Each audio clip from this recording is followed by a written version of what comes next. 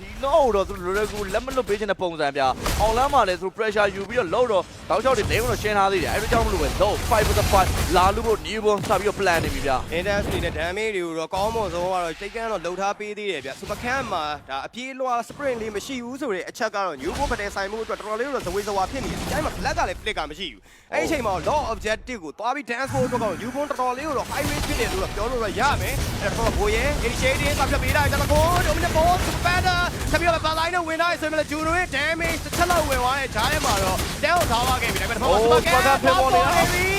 ဆက်ပြီးတော့ပြေးဝင်လာတဲ့ဂျားမှာ Epi Plus for AOC combination နဲ့ပေးလိုက်တော့ Juno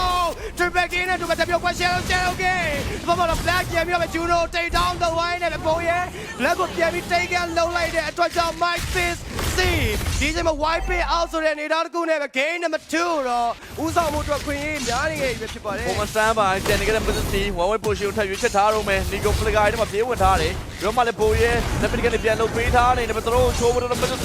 4ရောက်ဝင်ထားတယ်ပြီးတော့မှလည်းဘိုးရဲ့ Nepal ကနေပြန်လုပ်ပေးထားတယ်နံပါတ်3ချိုးဖို့တော့ position 4ရောက်လုံးပြေးချိုးလိုက်ရင်းနဲ့ပဲသူတို့မိုင်းချောင်းအစင်လာအရာကာကွယ်ထားနိုင်ရင်းနဲ့နောက်တော့ play is take ကိုတော့တက်လန်းသွားခဲ့ပြီပဲဖြစ်ပါတယ်တော့ last chance လေးကိုတော့ Messi အနေနဲ့အကောင်းဆုံးဖြတ်တန်းသွားရလို့တော့ပြောရမယ် New Born အနေနဲ့လည်းဒါ qualifier ကနေတောက်လျှောက်ဆိုသလိုကြော်ဖြတ်လာရနေပဲဒီအချိန်မှာတော့သူတို့အနေနဲ့ last chance to play in ဆိုတဲ့ပုံစံမျိုးမှာ Messi ကိုအကောင်း